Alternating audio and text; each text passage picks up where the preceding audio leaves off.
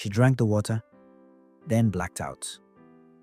When she woke up, something felt wrong, but she couldn't explain why. Days later, the video arrived. That was the beginning of her nightmare. Cedar Women's Clinic was always busy. Pregnant women came from all over. Some came with their husbands, some came alone. Everyone trusted one man, Dr. Chima Okafor. He was well-known, well-dressed, and well-spoken. His coat was always clean. He smiled at everyone. To most people, he was a kind and brilliant doctor. But behind closed doors, he was something else. Years back, Chima loved his job. But as time passed, something changed in him. He started complaining. "I studied for years, and look at me, still struggling. My mates are buying houses, I'm here earning nothing." He said this to himself often, alone in his office. Then one day, a rich woman came in. She was pregnant, wearing gold earrings, and carrying an expensive bag. She spoke loudly on the phone about a party she was planning. Chima looked at her, and something dark entered his mind. What if I could get more from women like this? He thought. From that day, he began planning. He knew during pregnancy scans, women needed a full bladder. It helped make the baby clearer on the screen. So, he came up with an idea. He bought bottled water and added a sleeping drug. The drug didn't work fast. It took about 10 minutes to kick in. That gave him just enough time. Only women who came alone were given the drugged water. "Madam, please drink this," he would say kindly. "It helps the scan. Full bladder gives better results." When the women passed out, Chima did the worst thing possible. He undressed them, he touched them, he even recorded everything with a hidden camera. After the scan, when they woke up, he acted normal. "Oh, madam, you slept off. You must be stressed. Please take care of yourself." Then later, they got a message on their phone. "Hello, madam. Hope you're well. Please check this video before I send it to your husband." When they opened it, they saw the truth. They had been raped. The doctor they trusted had turned into a monster, and now he was blackmailing them. "Send me 500,000 naira. If not, I'll send this to your husband." Many women paid. Some cried for days. Some sold jewelry. Some borrowed money. All of them were afraid. No one wanted their family to find out. Chima didn't stop. He got bold. He bought a new car. He moved into a big apartment in Lekki. He partied every weekend. He thought no one could stop him. But one day, he met the wrong woman. Her name was Nana, and she was about to change everything. Nana was 6 months pregnant and glowing. Her husband, Emeka, treated her like gold. He talked to her daily every morning and kissed her goodnight every day. Their baby was their first. They were ready for this new life. The baby room was painted light blue. Tiny clothes were folded neatly in drawers. Everything was perfect. One morning, Nana had a checkup scheduled at Cedar Women's Clinic. Emeka usually went with her, but that day, he had to travel for work. It was just for one day. He kissed her forehead before leaving. "Call me if anything happens," he said. Nana smiled. "I'll be fine, love." She went to the clinic alone. Dr. Chima welcomed her with a warm smile, as usual. "Ah, madam, you're glowing? Ready for the scan?" Nana nodded.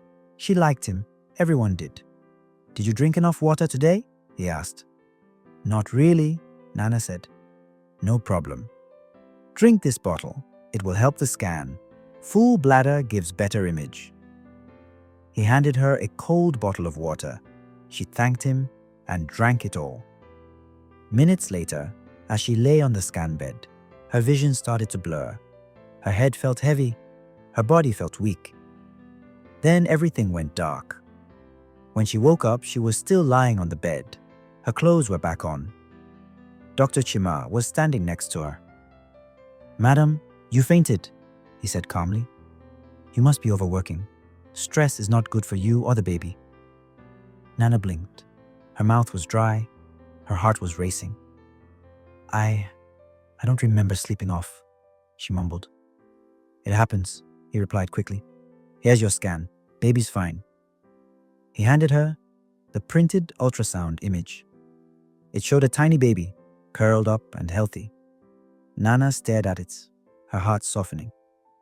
She smiled a little, but something didn't feel right. She left the clinic and went home.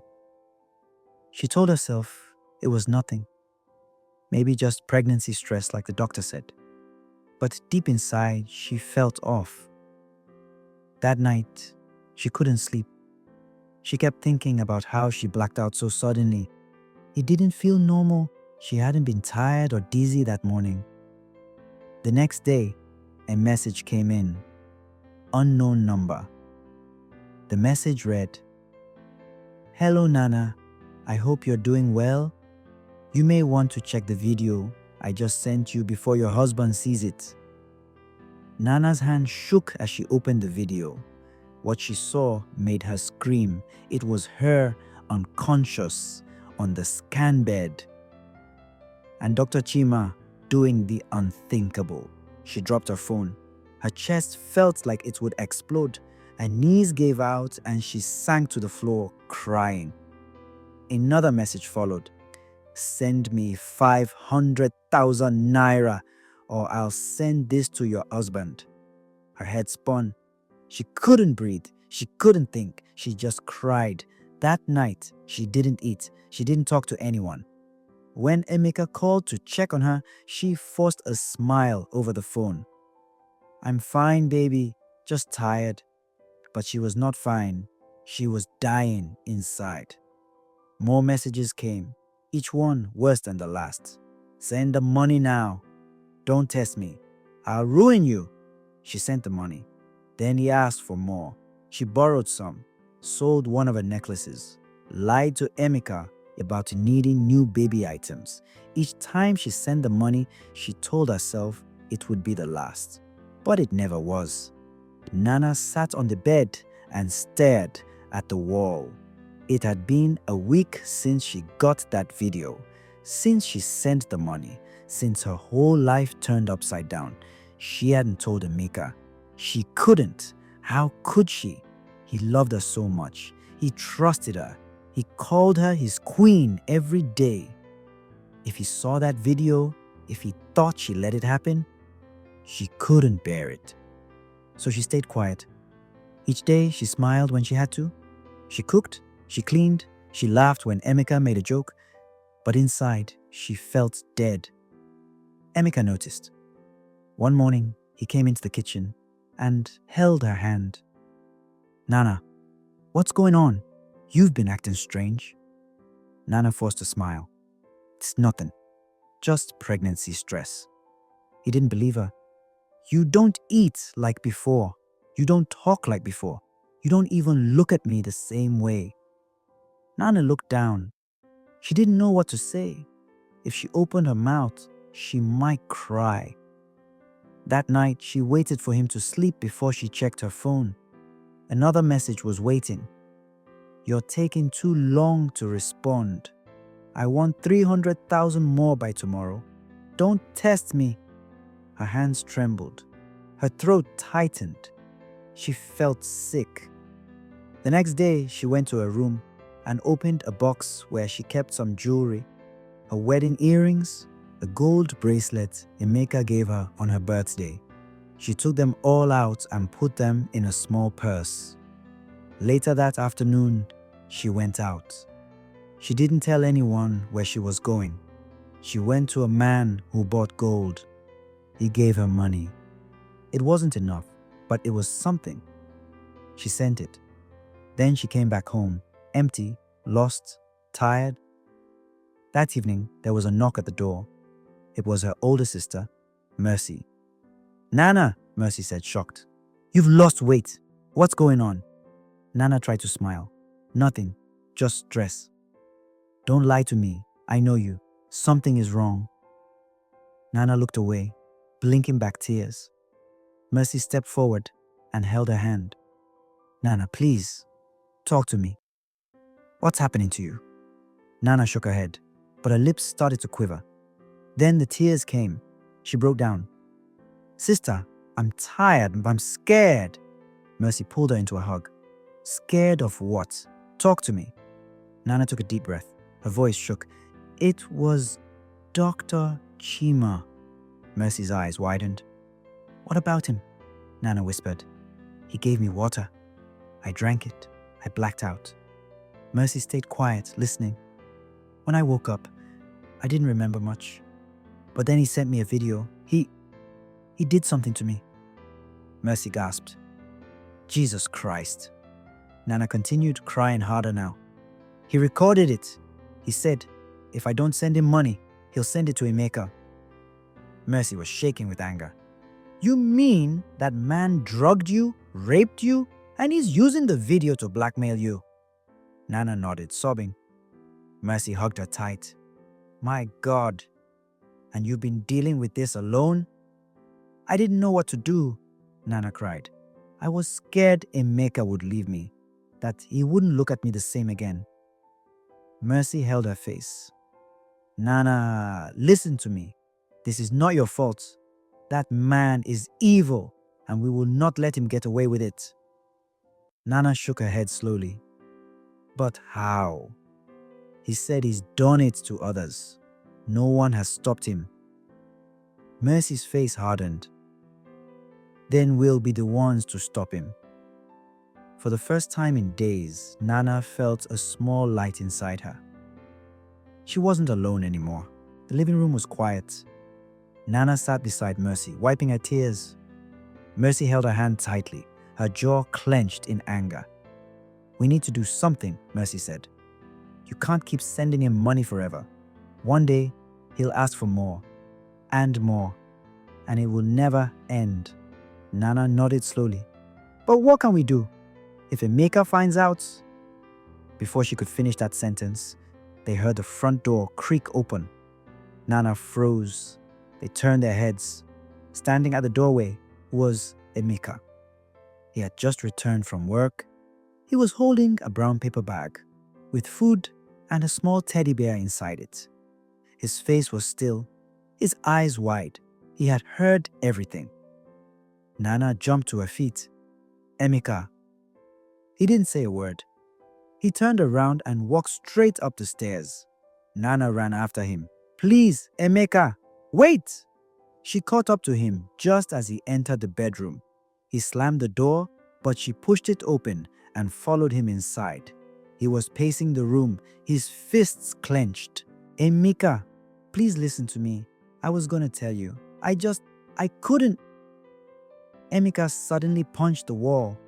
The mirror cracked. Why, Nana? He shouted. Why didn't you tell me? I was scared, she cried. I didn't know how to say it. I didn't want you to see me differently. He turned to her, his eyes red with tears. You think I'd leave you? That I'd stop loving you because some monster hurt you? Nana dropped to her knees. I'm sorry. I was so ashamed. I felt dirty. I didn't want to lose you. Emeka sank onto the bed, breathing hard, his head in his hands. Mercy entered the room quietly. She stood by the door, watching. There was a long silence. Then Emeka looked up. Did he threaten you? Nana nodded. He made a video? He asked quietly. Yes, Nana whispered. He said he'd send it to you. Emeka stood up and walked to the window. He looked out for a while, then turned back. That man is not going to get away with this. Nana stood up. But what can we do? If we go to the police, the video might still come out. Mercy stepped forward. Then we find a way to stop him before he hurts someone else. Emeka clenched his jaw. I'm not afraid of shame. I'm afraid of letting that man hurt more women. He turned to Nana and held her face. You are my wife. What happened was not your fault. You are not dirty. You are not weak. You are strong. And I love you more now than ever before." Nana broke down in tears. She hugged him tightly. Mercy nodded. "Then we fight back. Together." Emeka nodded. "We'll make a plan, but we'll need help. Someone who can guide us. Maybe a lawyer or even a journalist." Nana wiped her eyes. "A journalist?" Mercy smiled faintly. "If we can't go straight to the police, we go to the people. Let the world see what he's doing." Nana's heart raced. She was scared, but she knew now she wasn't alone. And maybe, just maybe, it was time to stop running. 2 days passed. The plan was simple, but risky. Emeka knew someone. His cousin Femi worked as a tech consultant. Quiet guy, but very smart. Femi had once helped someone catch a cheating spouse using just a voice recorder hidden in a car. Now, they needed his skills for something even darker. When Emeka explained everything to him, Femi didn't even blink. "That man's a devil," he said. "But we'll catch him, just don't rush. We need him to fall into the trap." They decided Nana would book another appointment with Dr. Chima. It made her sick to her stomach just thinking about it. "You don't have to go through this again," Emeka told her. "No," she said firmly. "He has to pay. If this is how we end it, then I'll do it." Femi handed her a small button. "This is a camera hidden in a brooch. Clip it to your dress. It will record everything, video, sound, once you press this button here." She stared at it, heart racing. "Do not drink anything he gives you," Femi added. "We're going to catch him in the act of trying." Nana nodded. "Let's end this." Dr. Chima looked up when Nana entered his office. He smiled his usual calm smile. "Ah, Madam Nana, good to see you again. You're glowing." Nana forced a smile. Her legs were shaking inside. "I came for another scan, just to be sure everything's fine," she said, sitting down.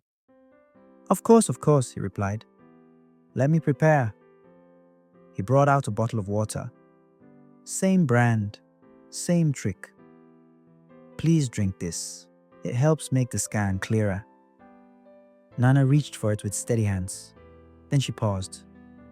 "Actually," she said, smiling, "I already drank a lot of water before coming." Chima looked up. He smiled again. "All right then, let's begin."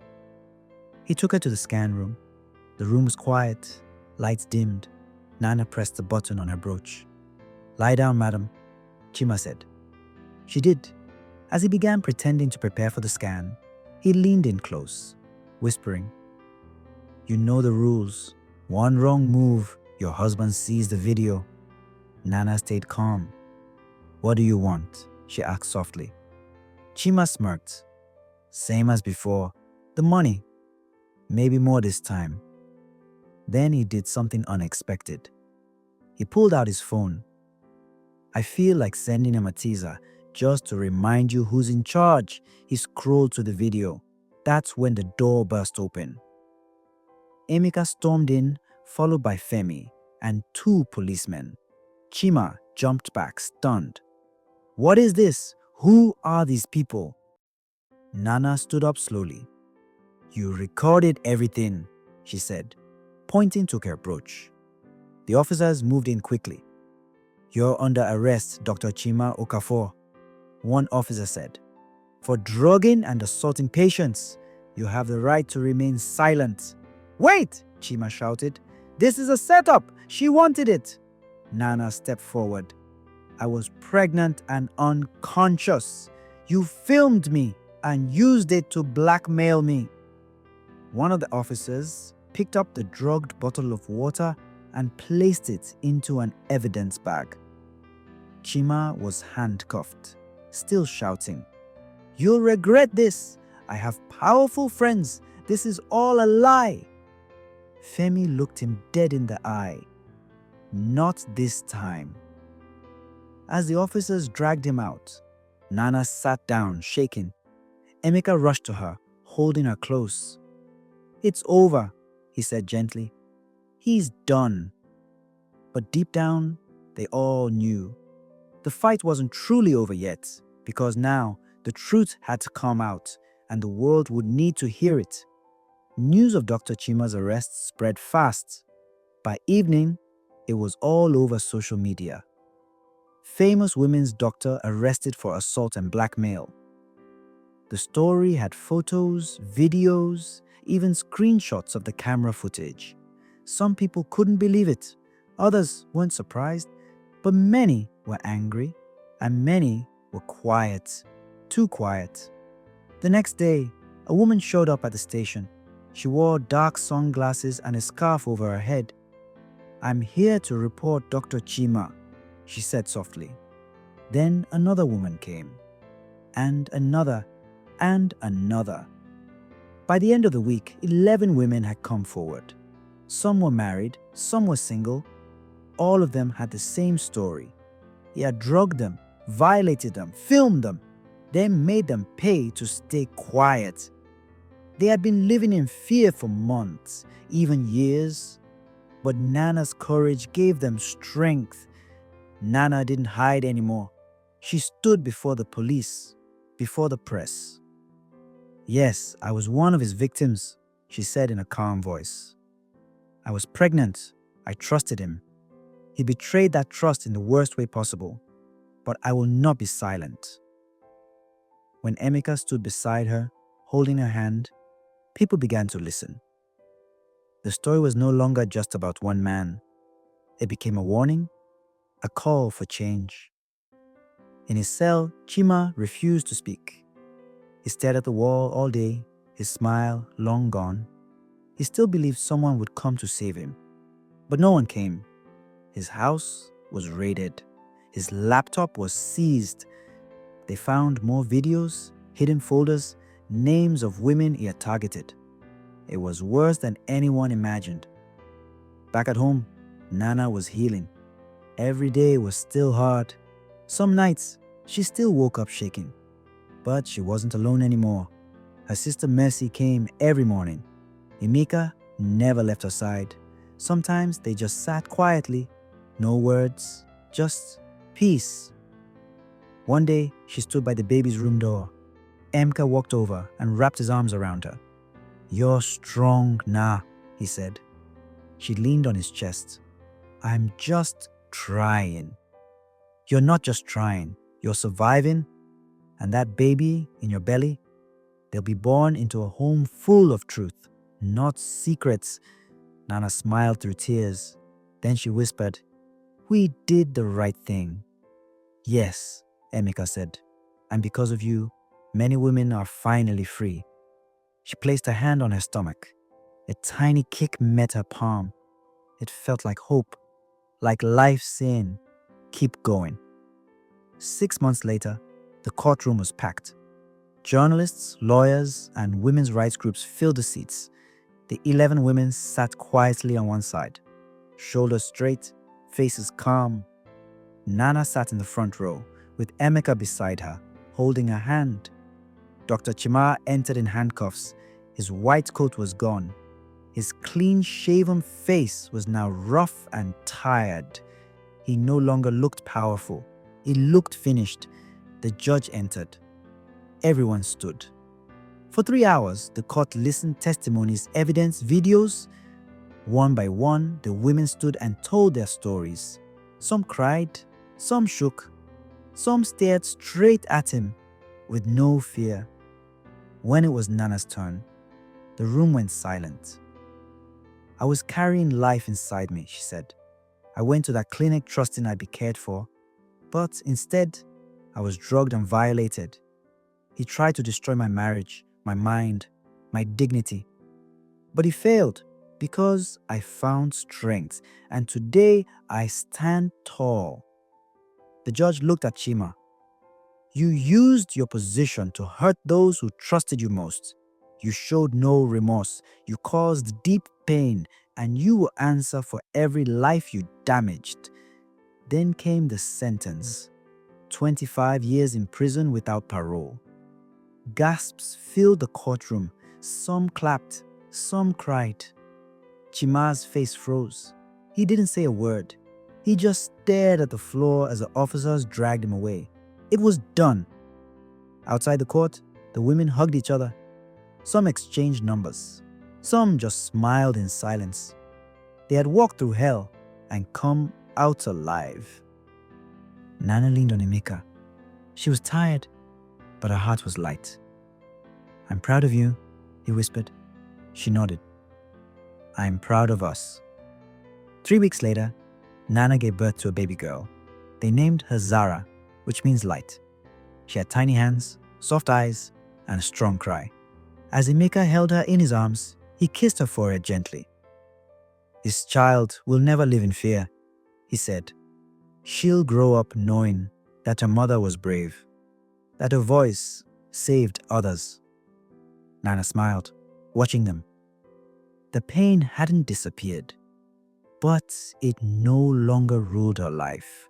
She had survived, she had fought back, and now she was free. This wasn't just the end of a dark chapter, it was the beginning of a new life.